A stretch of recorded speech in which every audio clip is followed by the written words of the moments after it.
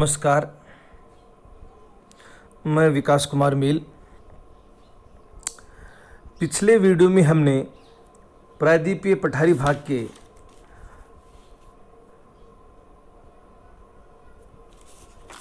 पश्चिमी घाट पर्वत तक के सोपान का अध्ययन किया था।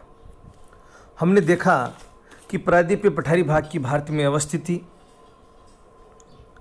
प्रायद्वीपीय पठारी भाग की प्रमुख पहाड़ियाँ और उन पहाड़ियों या पर्वत श्रृंखलाओं में अरावली, विंध्यन, सतपुड़ा, मेकाल जैसी पहाड़ियों का हमने उस वीडियो में अध्ययन किया था और उनकी विशेषताओं के बारे में भी हमने जाना था।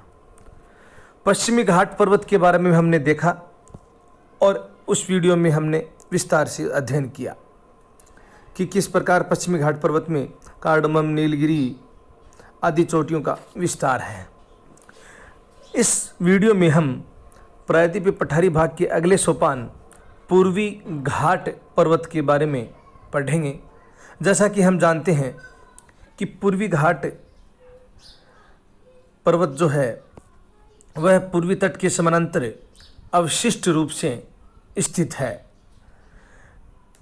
पूर्वी घाट पर्वत के उत्तरी भाग में अगर बात की जाए तो उड़ीसा में महेंद्रगिरी और आंध्र प्रदेश में विशाखापट्टनम जैसी प्रमुख चोटियां हैं।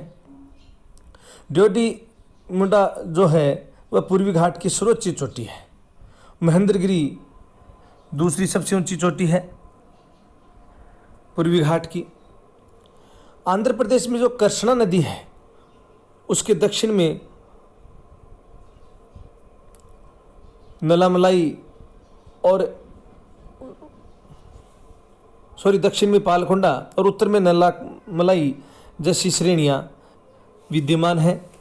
तमिलनाडु में पूर्वी घाट पर्वत कई पहाड़ियां एवं समानांतर श्रेणियों के रूप में स्थित है, जिसमें जवाडी, गिंज, शेवराय, कुलमलाई और पंचमलाई प्रमुख पहाड़ियां हैं। गिरनार की पहाड़ियां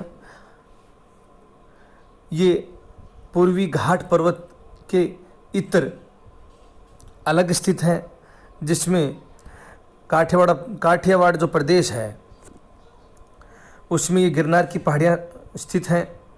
गिर इसकी सर्वोच्च ऊंची चोटी है। अन्य पहाड़ियों में मल्लेगिरी जो कि उड़ीसा में स्थित है, ये अवशिष्ट पर्वत है। बाबा बुदन की पहाड़ियाँ ये कर्नाटक में स्थित है।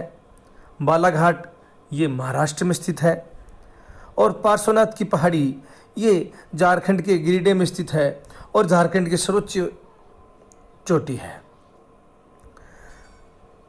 डालमा श्रेणी, मैं पूर्वी घाट से अलग जो पहाड़ियाँ प्रायद्वीपीय पठारी भाग की हैं उनकी बात कर रहा हूँ।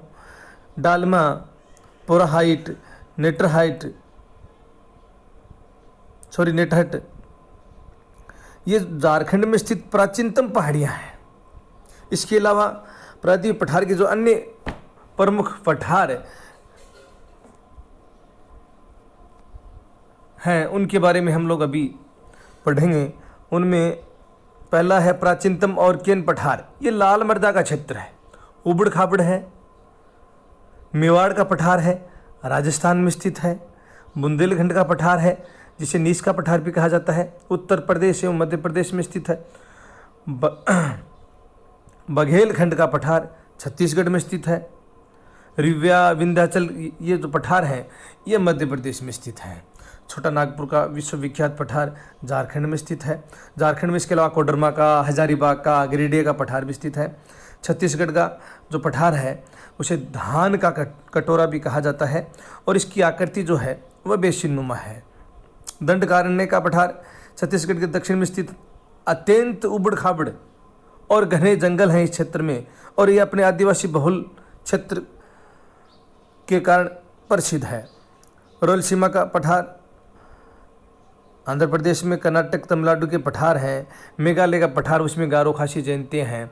ये प्रायद्वीपीय पठार के प्रमुख पठारी क्षेत्र हैं जिनका हम लोग अध्ययन कर रहे हैं। दक्कन के लावा के पठार की अगर बात की जाए तो इसका निर्माण ज्वालामुखी क्रिया से हुआ था क्रेटेशियस काल में और ज्वालामुखी के दरारी उद्भेदन से ही जो लावा निकला बाहर, ज्वालामुखी के दरारी उद्भेदन से जो लावा बाहर निकला, उसी से दक्कन के लावा पठार का निर्माण हुआ। इसके काली मर्दा का क्षेत्र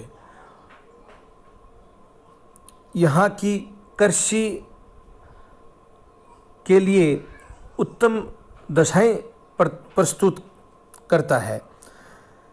इसके अलावा काठियावाड़ का जो पठार है वह गुजरात में है, मालवा का मध्य प्रदेश में, कुछ हिस्सा राजस्थान में भी है, तेलंगाना का जो पठार है वह तेलंगाना में है और महाराष्ट्र का पठार महाराष्ट्र में है।